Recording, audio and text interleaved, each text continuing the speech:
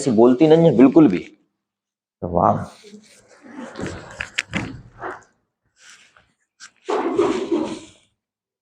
where is duster? There is no duster. I think let me take duster.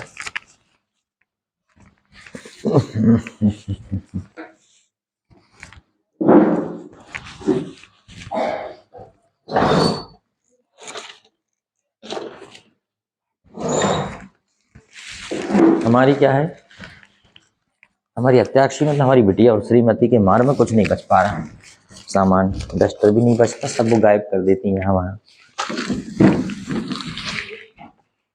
Good morning everyone, how are you? Okay, what's going on? How is the life? Superb, splendid. When someone asks how is the life, what will be your reply? Splendid. क्या बोलोगे? Superb. और पहले ही जैसे हैं तो क्या बोलेंगे? As usual. हमने बोले भैया कट रही है तो क्या बोलेंगे? As usual. ठीक है, तो अगर कोई पूछे how is the life तो आप बोलेंगे superb, mind blowing, splendid. ठीक है, और नहीं तो बोलेंगे as usual. ठीक है, आपसे किसी ने पूछा how are you, how are you, तो क्या बोलोगे? आई एम फाइन. फाइन तब बोलोगे जब आप अच्छे हैं, और ठीक ठाक हैं तो क्या बोलेंगे? Just fine. Just fine. How are you? Just fine. ठीक ठाक है यार, है ना? तो ये याद रखो, नहीं तो क्या है, हम हमेशा इंग्लिश में डायरेक्ट अच्छा ही बोलते हैं, क्योंकि हमें इसका बुरा बोलना आता ही नहीं है। मतलब इंग्लिश में कमी कैसे बताएं, ये बहुत कम आता है। अब सीख रहे हैं, शुरुआत है, नो प्रॉब्लम। चलो ठीक है, तो कुछ चीज़ें हमारी रिवाइज होने के लिए रह गई हैं, हम उन चीज़ों का रिवीजन करेंगे। ठीक है, जैसे कि पहले हमने आपको टू बी वर्ब का रिवीजन कराया, इस वीडियो में भी लगभग पूरा रिवीजन हो जाएगा। पहले हमने टू बी वर्ब का रिवीजन कराया जिसमें हमने होने के बारे में बताया, वह डॉक्टर हो, इंजीनियर है, लेकिन इसमें कहीं भी आना जाना, खेलना कूदना, उठना बैठना जैसी कोई बात नहीं करते थे। फिर दूसरे नंबर पे हमने रिवीजन किया टू हैव, मतलब पास होना। इसमें भी हमने बात की, उसके पास कार है, तुम्हारे पास मोबाइल है, हमारे पास सब कुछ है। एक दिन मेरे पास बड़ा बंगला होगा, पिछले साल उसके पास कार थी, अब लैपटॉप था, मोबाइल था। ये तो नहीं बोला हुआ है जाता है आता है, इसमें कोई बात नहीं की हमने। फिर उसके बाद हमने बात की थी present simple tense. Present simple tense में भी हमने देखा प्रेजेंट, पास्ट, फ्यूचर, तीनों के सिंपल में हमने बात की थी। ठीक है, तुम जाते हो, तुम जाते थे, तुम जाओगे, तीनों हो गए। तुम नहीं जाते, तुम नहीं जाते थे, तुम नहीं गए थे। ठीक है, अभी मैं आपका ट्रांसलेट नहीं करवा रहा हूं क्योंकि आपसे बन जाता है। ठीक है, you don't go, you didn't go, you will not go, या यू वॉन्ट गो। ठीक है, इस टाइप से। फिर हमने इसके ऊपर प्रश्न भी किए थे। फिर हम कंटिन्यूअस टेंस पे आ गए थे। कंटिन्यूअस टेंस की हेल्पिंग वर्ब होती है इज, एम, आर, बाज, verb, will be, shall be और आईएनजी फॉर्म। अंडरस्टैंड? जो भी वर्तमान में काम कर रहे होते हैं उसके बारे में हमने बात की थी। वह जा रहा है, दरवाजा खोल रहा है, तुम पढ़ रहे हो, मैं कल पढ़ा रहा था, वह तुम्हारा इंतजार कर रहा होगा। ये सब बातें कंटिन्यूअस में आती हैं, प्रेजेंट, पास्ट, फ्यूचर कंटिन्यूअस में। अच्छा, कभी भी कोई भी इंग्लिश बनाने के लिए अगर आपको एक सेंटेंस आ गया तो मेरा पूरा विश्वास है कि तुम बाकी के सेंटेंस बना सकते हो। Am right? एक कुछ भी आ जाए। अच्छा, ये फार्मूला परीक्षा में भी काम करता है। हम क्या करते हैं कि हम उत्तर क्यों नहीं दे पाते कई बार, specially Hindi medium student, because they don't know how to frame a question and how to understand question.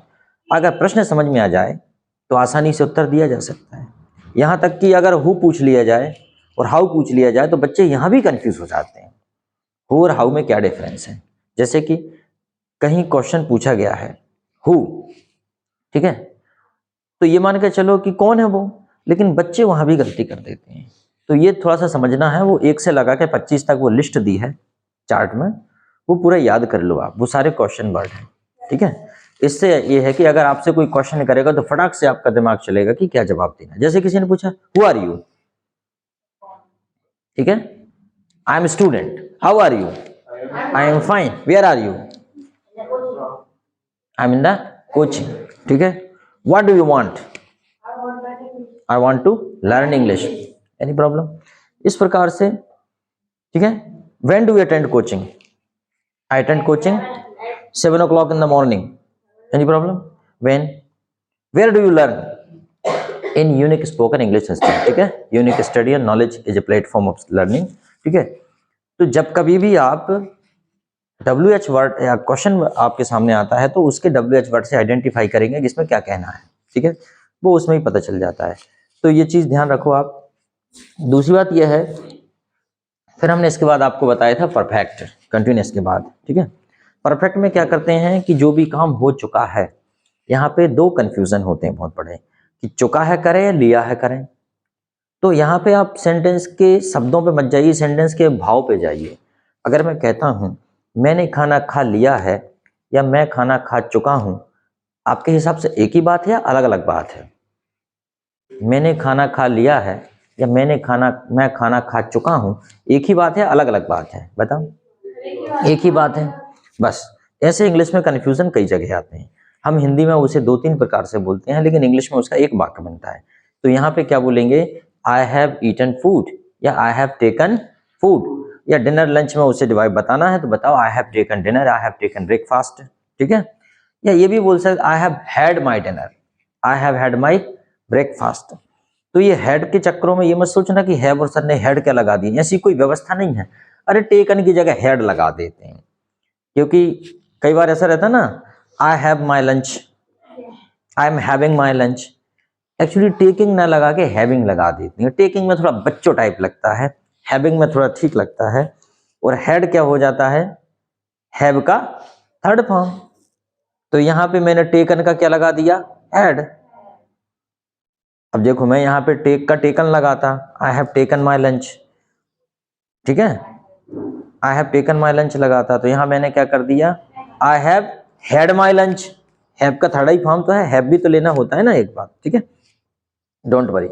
तो हमने क्या किया, परफेक्ट में थर्ड फॉर्म लगता है वर्ब का, has, have, had, will have के साथ वर्ब की थर्ड फॉर्म। ये भी अपन ने पढ़ लिया था, ठीक है। अब अपन बात करेंगे किसकी, हाँ, मॉडल्स भी हमने पढ़ लिए थे। हमने मे पढ़ लिया था परमिशन के लिए, कैन पढ़ लिया था क्षमता के लिए, तुम जा सकते हो आ सकते हो, ठीक है। उसके बाद शुड पढ़ लिया था सजेशन देने के लिए, सुझाव देने के लिए, सलाह परामर्श देने के लिए और लेने के लिए। शुड का प्रयोग भी किया था, तुम्हें जाना चाहिए।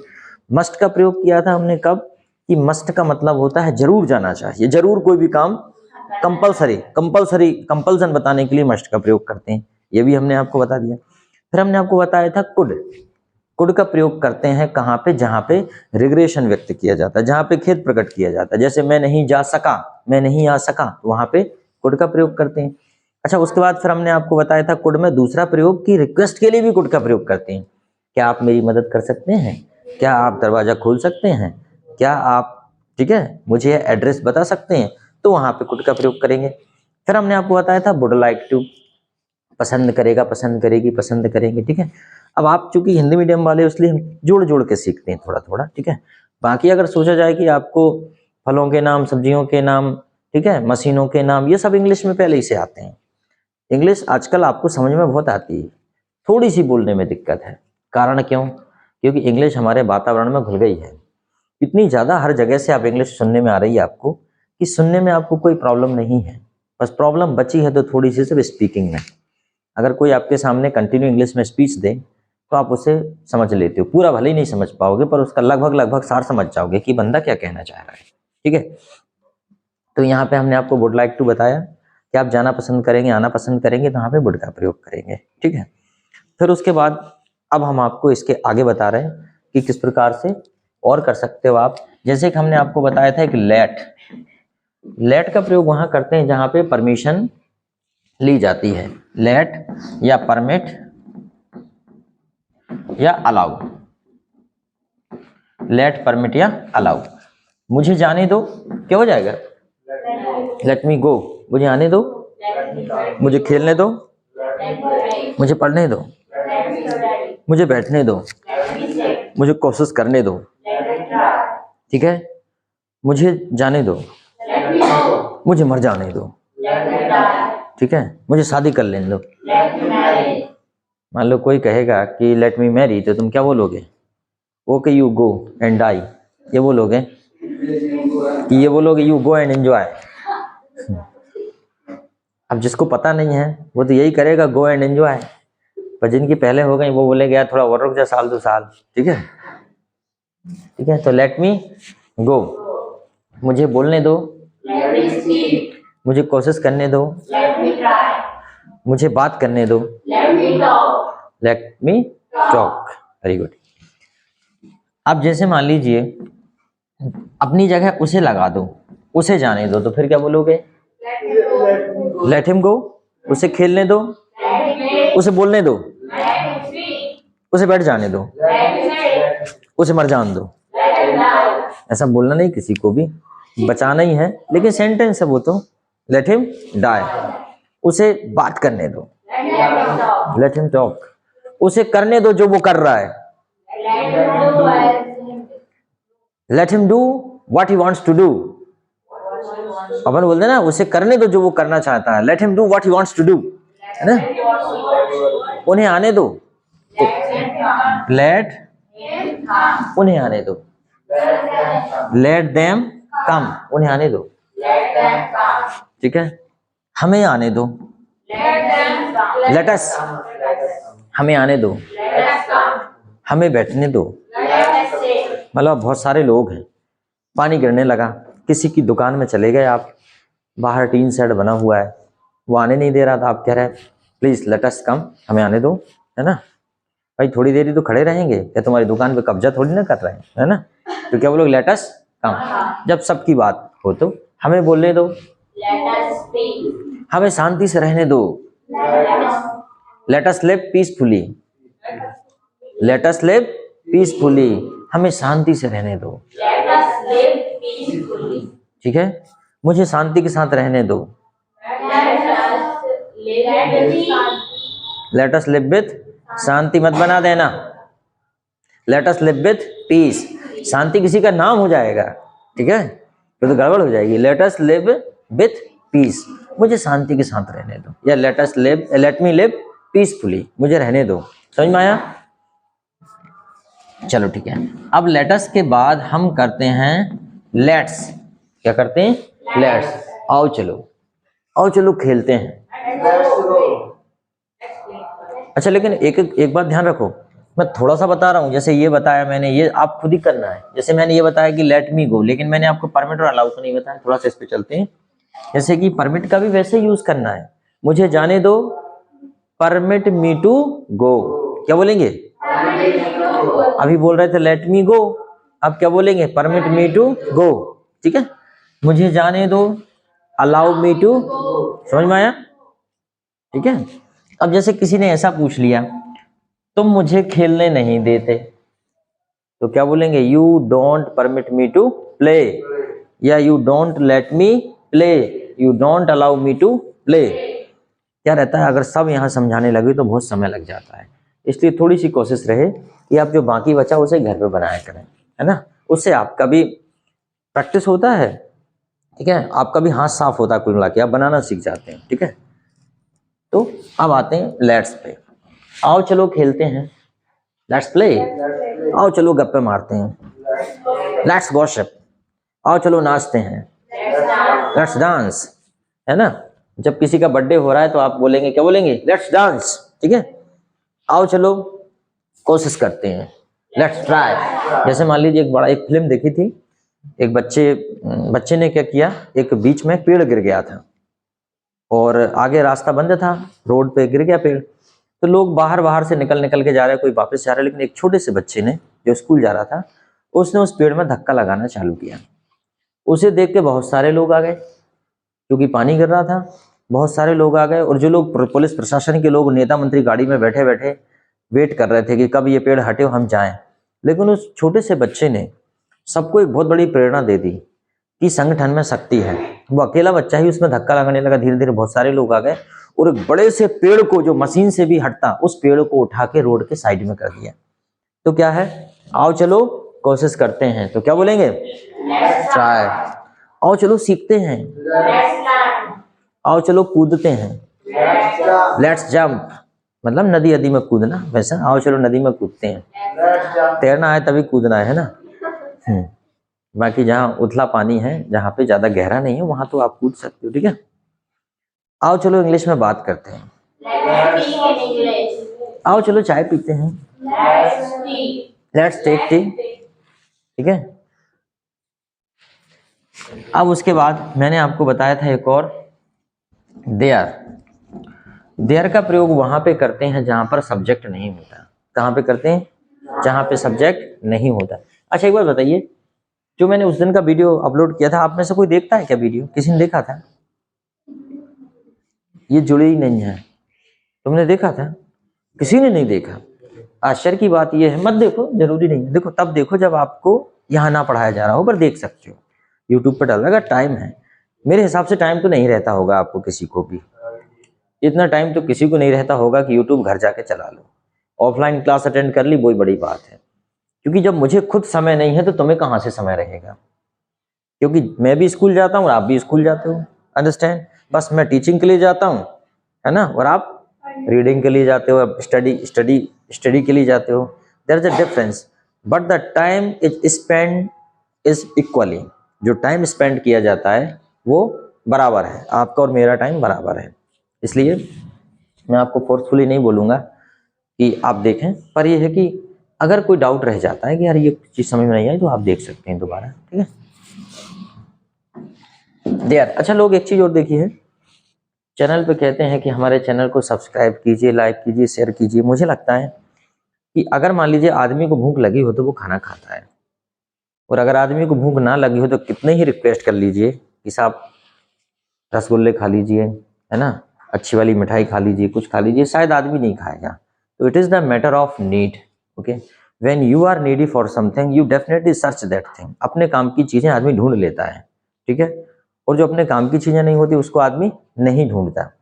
देयर इज़ अ प्रैक्टिकल, एक बाप बेटे गाय के बछड़े को धक्का मार मार के ले जा रहे हैं गाय के पास, वो जा ही नहीं रहा, वो धक्के मार रहा है, वो पीछे आ रहा है, वो धक्के मार, होता है अक्सर ऐसे बछड़ों के साथ, कई बार उठा के ले जाना पड़ता है, गाय के पास जाते ही नहीं। अब उसे गाय का दूध पिलाना है और गाय का दूध भी निकालना है, दूध लगाना है, ठीक है। अब वो धक्के मारते नहीं जाता। एक छोटी सी उसकी लड़की आती है, छोटी सी लड़की, मतलब बाप बेटे तो है यहाँ पे, उसकी भी लड़की, मतलब नातिन उसकी, ठीक है, उसकी बेटी एक की और एक की नातिन हुई। वो क्या करती है, बछड़े के ऊपर हाथ फेरती है ऐसे, और उसके मुंह में उंगली डाल देती है उसके, ठीक है। वो उंगली चूसने लगता है और उसे लगता है अरे अरे तब कुछ विशेष होने वाला है, दौड़ लगा के वो गाय की जो गौशाला होती है उस तरफ चला जाता है दौड़ के। मतलब क्या है, अभी धक्का मार रहा है दो तो तब भी नहीं जा रहा था, और बेटी ने उसके मुंह में उंगली डाली, बछड़े के, चूसने लगा उंगली को। अब ऐसा क्यों हुआ बताएंगे आप? ऐसा क्यों हुआ? अरे ऐसा इसलिए हुआ, बछड़े को पता चल गया कि दूध पिलाने ले जा रहे हैं। अभी उसे पता लगा, अभी वो नहीं समझ पा रहा था, अभी उसे लगा पता नहीं मेरी जान लेंगे, क्या करेंगे, कहाँ ले जा रहे, धक्का मार मार के। लेकिन छोटी सी लड़की ने उसके मुंह में उंगली डाली, वो खेलती रहती थी, उसे लगा अरे यार ये तो साला दूध पिलाने ले जा रहा है मुझको, फटाक से दौड़ के चला गया वो, फिर सब किसी की जरूरत नहीं उसके लिए। इससे यही निष्कर्ष निकलता है कि व्यक्ति हो चाहे कोई जीव हो, वो अपने काम की चीजें और अपने अपने काम को निकालना जानता है, अंडरस्टैंड। इस पे कई प्रकार के प्रयोग हुए हैं, कई प्रकार के। अगर मान लीजिए उसने एक थार्नडाइक ने, या हाँ थार्नडाइक ने प्रयोग किए, उसने एक पिंजड़े में चूहे को भरा और सामने बिल्ली को बिठाया। लेकिन क्या है, शुरू में बिल्ली ने बहुत प्रयास किया चूहे को कैसे भी करके खाए, लहू लुहांग हो गई, लेकिन चूहे को नहीं निकाल पाई। धोखे से लीवर दब गया और पिंजड़ा खुल गया, बिल्ली ने चूहे को खा लिया। लेकिन अगली बार से ऐसा हुआ कि बिल्ली ने बिल्कुल भी प्रयास नहीं किया, डायरेक्ट गई, लीवर दबाया, चूहे को निकाला और खा के चली गई। इतनी एक्सपर्ट हो गई वो कि अब उसे अगली बार से मेहनत नहीं करना पड़ता था। वो आती थी, लीवर दबाती थी, पिंजड़ा खुलता था, चली जाती थी। मतलब यह है कि अपने काम की जो चीजें होती हैं, चाहे जानवर हो चाहे इंसान हो, उन चीजों को वो कैच करता है, उनको पकड़ ही लेता है, ढूंढ ही लेता है। लेकिन कई बार क्या रहता है, जैसे मोबाइल जब चलाते हैं अनावश्यक चीजें बहुत सारी आती हैं, तो हम कई बार उन्हें जबरदस्ती में कैच कर लेते हैं, उन्हें नहीं करना कैच, ठीक है, ये बात है। कुछ चीजें सामने आ जाती हैं, कुछ देखना है, कुछ आ गया तो वो नहीं देखना अपन को। अनावश्यक से मतलब वो सारी चीजें जो हमारे पाठ्यक्रम में नहीं है, जो हमें पढ़ाई में सहयोग नहीं कर सकती, जिनसे हम सफलता प्राप्त नहीं कर सकते, उन चीजों को देखने, मतलब वो सब सार्थक निरर्थक ही है, समझ गए। सार्थक वही है जो हमारे काम का है। चलो, तो देयर का प्रयोग वहां कर रहे थे जहां पर सब्जेक्ट नहीं होता। जैसे कि एक लड़का है, देयर इज अ बॉय। अब ऐसे तो नहीं बोल सकते अ बॉय, मैं ऐसे नहीं बोल सकते, ये सेंटेंस ठीक नहीं होगा। तो क्या बोलेंगे? देयर इज अ बॉय, एक लड़की है, एक समस्या है, एक समस्या है। लोग तो आदमों की समस्या बोल रहे, भैया मेरी कॉलोनी में एक समस्या रहती है, बाहर से जाते ही नहीं पा रहे। ठीक है, कौन समस्या भाई? बाजू वाली, वही तो समस्या है। ठीक है, देयर इज अ प्रॉब्लम, एक समस्या है, कोई समस्या नहीं है। देयर इज नो प्रॉब्लम, क्या कोई समस्या है? इज देयर एनी प्रॉब्लम, क्या कोई समस्या है? क्या कोई डाउट है? क्या कोई सवाल है? क्वेश्चन। इज देयर एनी, क्या कोई डाउट है? क्या कोई सवाल है? क्या कोई इंग्लिश टीचर है?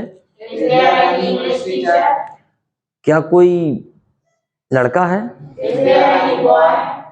क्या कोई सर्वेंट है? मतलब हम पूछते हैं क्या कोई एक आध नौकर मिल जाएगा? क्या कोई सर्वेंट है? क्या कोई लड़का है? क्या कोई लड़की है? क्या कोई शिक्षक है? क्या कोई डॉक्टर है इस शहर में? हम लोगों से पूछते हैं तो क्या पूछेंगे? देयर में पूछेंगे। ठीक है, इज देयर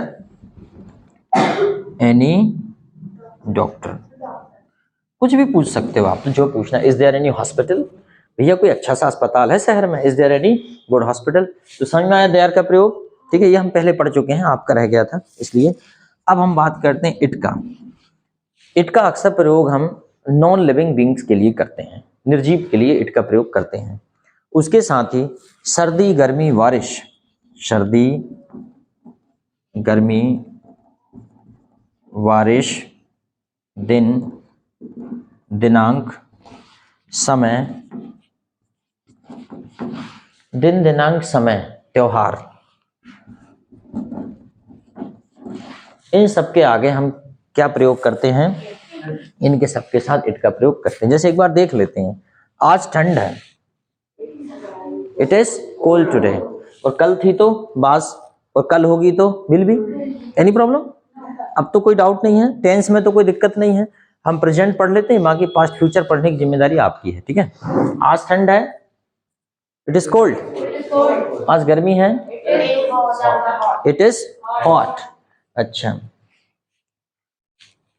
आज बारिश है, इट इज रेनिंग भी बोल सकते हो, बारिश हो रही है ना, रेन, क्योंकि रेनिंग हो ही रही है ना बारिश। बारिश ऐसी चीज नहीं है कि बूंदें थमी है ठंड जैसी, बारिश तो हो रही है ना, इट इज रेनिंग। यस, तो इसलिए उसे रेनिंग बोलेंगे, इट इज रेनिंग। ठीक है, आज मंगलवार है, इट इज ट्यूसडे। आज 22 तारीख है, कितनी तारीख है?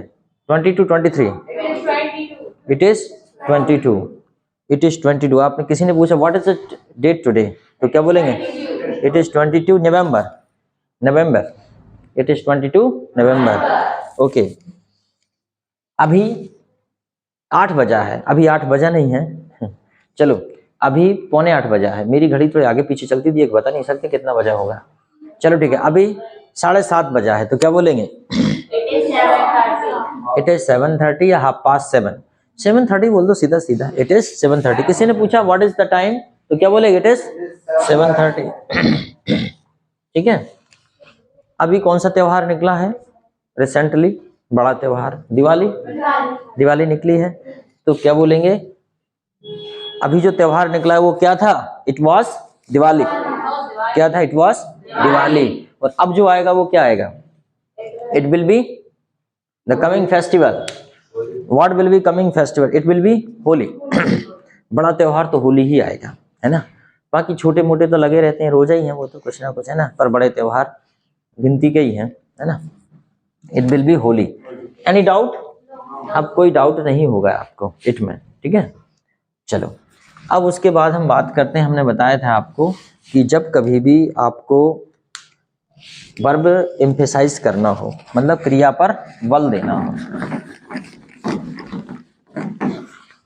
जैसे कि क्रिया पर बल, तो वहां पे लगाते हैं आप is to, am to, am छोटा बना देते हैं, am to, are to, was to, were to और विल बी टू। ठीक है। इन सब का प्रयोग हम वहां करेंगे जहां पर आप क्रिया पर बल देंगे।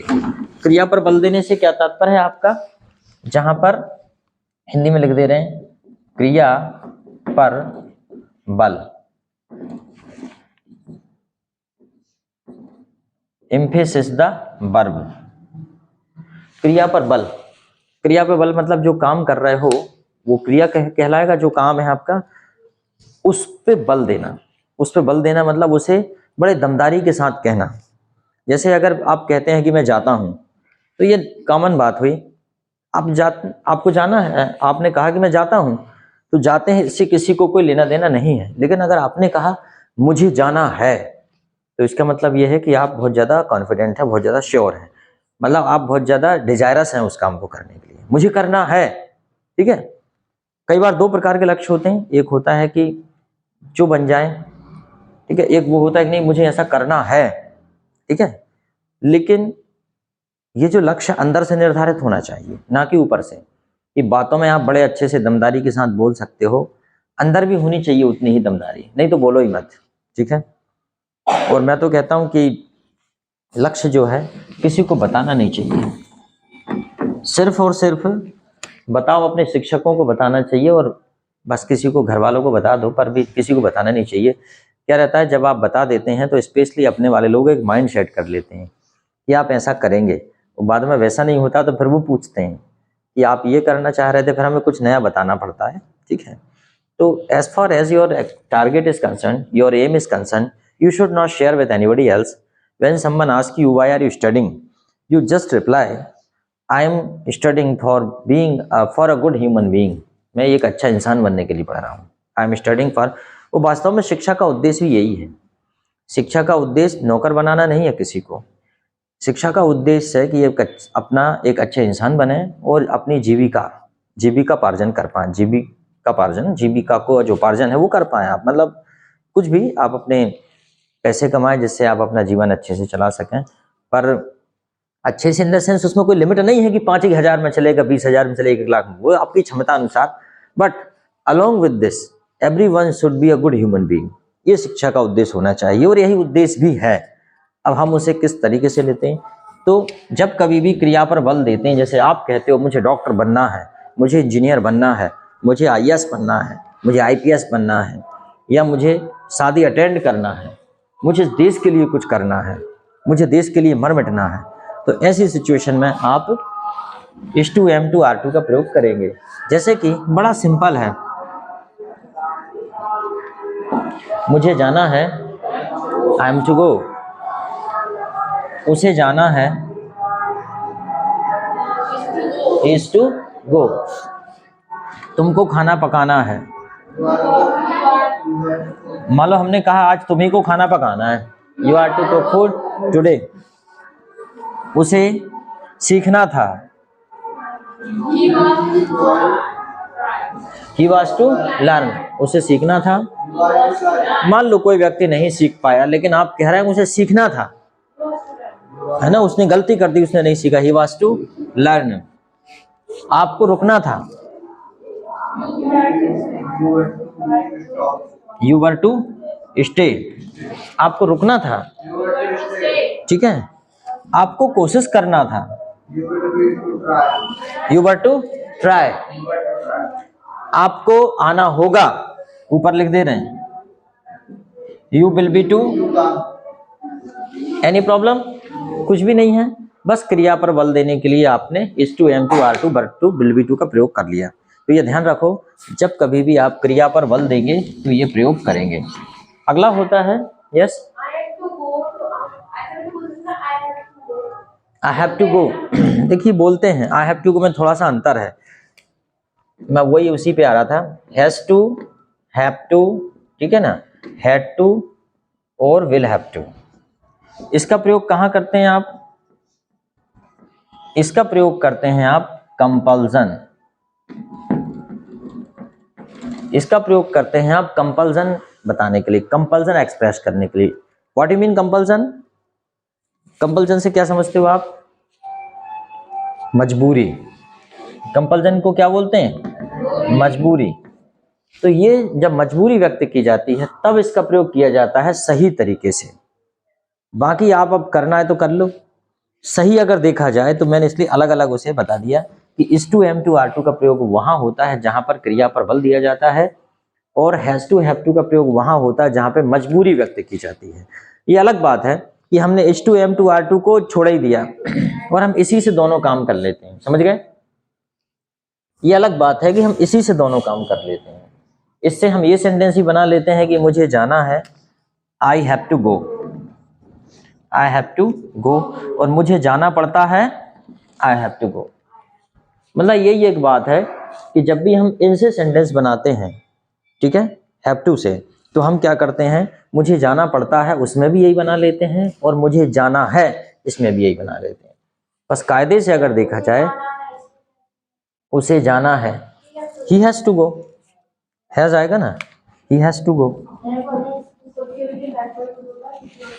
मतलब ये है, मेरा मतलब ये है कि जब क्रिया पर बल देना हो तो is to am to are to का प्रयोग होता है, समझ गए?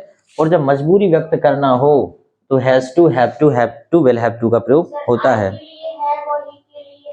वो तो सब पहले ही से निर्धारित है। ये तो कि सिंगुलर के लिए हैज और प्लूरल के लिए हैव, ये कोई बताने की बात नहीं है। ये तो सब शुरू में ही सीख गए हम लोग, आगे तक वही चलेगा, बीच में कोई नियम नहीं बदलाएगा, ठीक है?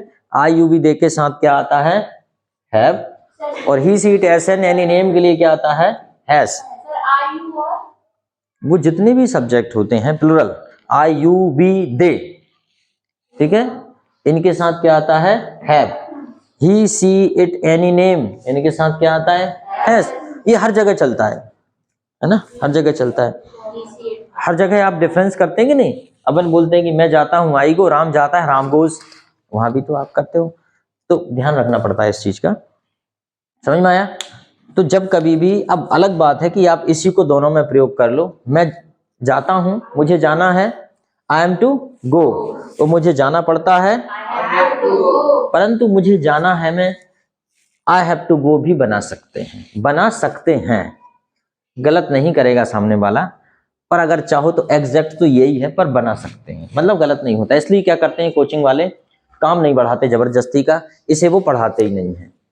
जबरदस्ती का काम बढ़ाने के चक्कर में काय के लिए स्टूडेंट को एक नई चीज में काम बढ़ाओ, इसी से काम चला लो, ठीक है? मुझे सीखना पड़ता है, आई हैव टू लर्न। मुझे खाना पकाना पड़ता है, ठीक है। मुझे आपकी मदद करनी पड़ती है, आई हैव टू, ओके, समझ में आया? क्या आपको जाना पड़ता है? अगर किसी ने क्वेश्चन कर दिया इसी में तो क्या करेंगे बताओ? कई बार क्वेश्चन भी हो जाता है। देखो ये थोड़ी से, जैसे आई, क्या तुम्हें जाना पड़ता है, सबसे पहले इसका सिंपल बनाओ। मुझे पता है मैं उतना व्यवस्थित नहीं पढ़ा रहा हूँ अभी, मैं थोड़ा सा रिवीजन के पैटर्न में पढ़ा रहा हूँ आपको। वो वैसा अगर पढ़ाता तो मैं थोड़ा सा और डीपली पढ़ाता, एक सेंटेंस के 6 बनवाता आपसे, है ना? लेकिन थोड़ा सा मैं रिवीजन के पैटर्न में पढ़ा रहा था। आई हैव टू, जैसे यू हैव टू गो, तुम्हें जाना है। तुम्हें नहीं जाना है तो क्या बोलेंगे? You don't have to go, ठीक है, ऐसा हो जाएगा। क्या तुम्हें जाना है? Do you have to go. आप ये कह रही थी कि you have to go, you have not to go, negative है ना? ये भी हो जाएगा, ये भी हो जाएगा, क्यों नहीं हो जाएगा? भाई नियम से बाहर कोई नहीं जा सकता ना, परंतु आपके लिए एक व्यवस्था है कि आप ये विकल्प भी ये भी लगा सकते हैं, डोंट लगा के आप ये भी कर सकते हैं, बाकी हो जाएगा। ऐसा नहीं है कि नहीं होगा। क्यों नहीं होगा? नियम से बाहर कोई जा ही नहीं सकता, नियम है। You have to go, you have not to go, तुमको नहीं जाना है। क्या आपको जाना है अगले में? तो हैव यू टू गो कर सकते हैं, डू को हटा ही दो, ये भी कर सकते हैं, ये भी कर सकते हैं, जो सरल लगे वो करो आप, तो है ना? जैसे कि आपने वहां देखा होगा, जैसे तुम्हारे पास कार है तो क्या बोलेंगे? You have a car. तुम्हारे पास कार नहीं है, you have not a car. लेकिन हम इसे ऐसा भी कर सकते हैं, you do not have a car, कर सकते हैं कि नहीं कर सकते, है ना? लेकिन यू हैव नो कार भी कर सकते हैं, okay, you don't have a car भी कर सकते हैं, फिर जब क्वेश्चन करेंगे क्या तुम्हारे पास कार है, do you have a car, ये भी कर सकते हैं, और हैव यू कार, ये भी कर सकते हैं। समझ में आया? तो ये हैज हैव वाले मामले में कई बार ऐसा चलता है कि आप थोड़ा आगे पीछे कर सकते हैं, और स्पोकन में तो ज्यादा ध्यान नहीं रखा जाता। स्पोकन क्या है? स्पोकन मतलब बोलने वाली अंग्रेजी, और देखा जाए तो भाषा ही पूरी विचारों की अभिव्यक्ति है। ठीक है, एक भाषा वो भी होती है जिसे हम कहते हैं नॉन वर्बल लैंग्वेज। क्या बोलते हैं? Non verbal language. जो अभी हम बात करें वर्बल लैंग्वेज, नॉन वर्बल में क्या होता है? आपसे मान लीजिए मैंने कुछ पूछा, मैंने आपसे पूछा, आप क्या बोलोगे? ठीक है, आप समझ रहे हैं, शादी आदि मैंने कुछ पूछा था, बोलोगे नहीं नहीं नहीं नहीं, आई डोंट लाइक दिस। मैं आपसे बोलूंगा, अब बोलोगे क्या बोलोगे? इसका मतलब खा लिया। मैंने आपसे पूछा, अब बोलोगे नहीं नहीं नहीं नहीं नहीं नहीं नहीं नहीं। तो बोलने की जरूरत पड़ती है क्या? इसे बोलते हैं नॉन वर्बल लैंग्वेज। हम कई बार नॉन वर्बल लैंग्वेज का बहुत बड़ा महत्व है। मतलब ये है कि जो आप कह रहे हो वो सच्चाई है या नहीं उस बात में, वो आपके शरीर में और आपके चेहरे में झलकता है। Am right? मानो या मत मानो, कोई आदमी आपसे कुछ कहने आया कि भैया मैं सच बोल रहा हूँ, ऐसी बात है, तो आप सिर्फ उसकी बातें नहीं सुनते, आप उसके एक बार ऊपर से नीचे तक देखते हो कि सही में सही बोल रहा है कि नहीं। इसका मतलब क्यों देखते हो? इसका मतलब उसके शरीर में भी कुछ ऐसा केमिकल रिएक्शन होती है कि आप उसे जज कर जाएं कि सच बोल रहा है कि नहीं। ठीक है, लोगों की आप आंखों में देखते हो कोई कुछ बोल रहा है तो वो आदमी दुखी है या दुखी होने का नाटक कर रहा है, आप जरूर उनको उसकी आंखों में देखते हो, उसके चेहरे पे देखते हो, क्योंकि उसके एक्सप्रेशन उस पे आते हैं। इसे क्या बोलते हैं? Non verbal language. मतलब जो भी आप कह रहे होते हो उसकी केमिकल रिएक्शन शरीर के ऊपर भी होती है। ठीक है, और ये तो 100% होता ही है जब आप ज़्यादा खुश होते हो। ठीक है, बाकी ज़्यादा आगे नहीं बताऊंगा नहीं तो आप ले दे के लोग कहेंगे सर उसी टॉपिक पे जाते ले दे के। क्या है, जब आप किसी को ज़्यादा पसंद करते हैं तो उसे देखने के बाद आपके चेहरे पे एक अलग ही चमक आती है। ठीक है, अपने आप ही। और जिसे आप घृणा करते हैं उसे देख के ही आपको एकदम से गुस्सा आने लगता है, जबकि वो आपके संपर्क में आई नहीं है, क्योंकि ये केमिकल रिएक्शन होती है। ठीक है, तो कारण ये था कि नॉन वर्बल लैंग्वेज और वर्बल लैंग्वेज। तो हम जब लैंग्वेज किसी से बोलते हैं तो कहने का मतलब ये था कि अगर थोड़ी बहुत मिस्टेक हो जाए, सामने वाला समझ गया, तो मतलब आपका काम पूरा हो गया। मेरा मतलब यही था कहने का कि भाषा तो वो भी होती है ना। ठीक है, भाषा तो वो भी होती है। आप बहुत सारे संकेतों में काम कर लेते हैं। ठीक है, जैसे आपसे किसी ने बोला कोई दूर छत पे खड़ा है, आप क्या बोलोगे? अच्छा स्कूल जा रहा है। ठीक है, मतलब आपने घंटी बजा के बता दी ऐसी ऐसी करके, या आपने क्या किया कि ऐसे ऐसे करके बता दिया पेन चला के, अच्छा अच्छा स्कूल जा रहा है। ठीक है, मान लो कोई छत पे खड़ा है बहुत दूर, अब चिल्लाएगा तो भी समझ में नहीं आएगा, और चिल्लाना वो चाहता नहीं है, कई बार संकेतों में बात करना है उसे, वो नहीं चाहता कि नीचे वाला को पता चले कि तुम्हारा क्या कम्युनिकेशन हो रहा है। अच्छा किसी से फोन नंबर मांगना हो तो क्या करेंगे? क्या संकेत करेंगे? देखो देखो कितने अच्छे से बता रही। ठीक है, देख रहा है, बहुत एक्सपीरियंस है इनको सब अच्छी बात है ना। तो यही तो है नॉन वर्बल लैंग्वेज। उसका उदाहरण मैं आपसे पूछ रहा हूँ, किसी से फोन नंबर मांगना हो तो ऐसे कर देंगे। अच्छा, और अपन नॉन वर्बल में मोबाइल नंबर बता भी सकते हैं क्या? कैसे बताएंगे? ऐसे बता देंगे ये बता रहा है जी, देखो ज्यादातर मोबाइल में 90 रहता है, तो पहले इतना बताएंगे, 9 रहता है ज्यादातर में, 0 है तो 0 बता देंगे, 901, इधर साउंड वाला टाइप कर लेगा। तो देखो नॉन वर्बल लैंग्वेज का भी कितना महत्व है। तो वही है, तो कहने का मतलब वही है बार बार कि अगर थोड़ा बहुत स्पोकन में गलती हो जाए, आपको लगे कि यार यहाँ पे तो हैव टू नहीं लगना था, यहाँ पे तो इट्स टू एम टू लगना था, चलेगा, कोई दिक्कत नहीं है। मुझे जाना है, आई एम टू गो की जगह बोल दिया आई हैव टू गो, चल जाएगा, डोंट वरी। ठीक है, मैं खाना चाहता हूँ, आई वांट टू ईट, अगर I would like to eat बोल दिया तो भी चलेगा। ठीक है, कहने का मतलब यह है कि जो इंग्लिश लैंग्वेज है बहुत ज़्यादा फ्लेक्सिबल है। अगर इतनी ज़्यादा फ्लेक्सिटी इसमें ना होती ना तो शायद कोई इसे अडॉप्ट नहीं कर पाता, इसलिए ग्लोबल लेवल पे से बोली जाती है। दूसरी भाषा में कोई फ्लेक्सिबिलिटी नहीं चलती, हिंदी में जो है उसे वही करना पड़ेगा, उसका कोई दूसरा मतलब नहीं होता। पर इंग्लिश में उसके कई मतलब होते हैं। अंकल मतलब चाचा, अंकल मतलब मौसा, अंकल मतलब मामा, अंकल मतलब बड़े पापा, अंकल मतलब और मोहल्ले के चाचा, गांव भर अंकल मतलब पूरा गांव। ठीक है, अंडरस्टैंड? पर हिंदी में ऐसा नहीं होता है। चाचा मतलब चाचा, मौसा मतलब मौसा, फूफा जी मतलब अलग। अब ये नहीं कि चाचा को फूफा जी बोल दो, गड़बड़ हो जाएगी, या फूफा जी को मामा बोल दो, ऐसा हो ही नहीं सकता। तो बताइए कितनी फ्लेक्सिबल है ना।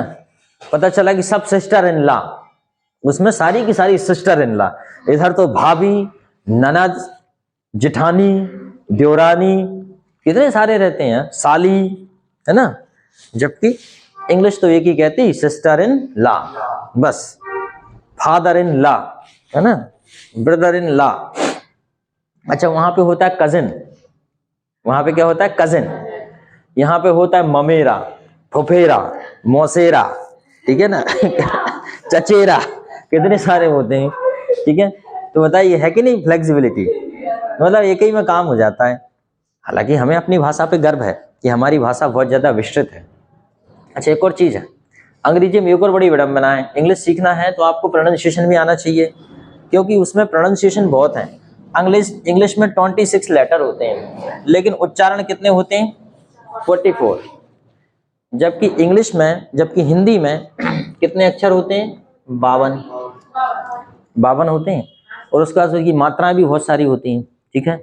तो इंग्लिश में हर शब्द का एक स्पेशल उच्चारण है, समझ में आया। मतलब का जहीं भी लिखाएगा का, तो उसे का ही बोलेंगे। उससे बनेगा क्लास, उससे बनेगा कुत्ता, उससे बोलेगा कमल, उससे बोलेगा, ठीक है, कंप्यूटर, जो भी है का। लेकिन यहां पे क्या है, जैसे के है, तो इसे क्या बोलेंगे, नॉलेज। जबकि ये तो के है। और दूसरे जब लिखेंगे तो ये क्या लिखा है, काइट। तो बताओ उच्चारण अलग हुआ कि नहीं, अक्षर वही, उच्चारण अलग हुआ कि नहीं।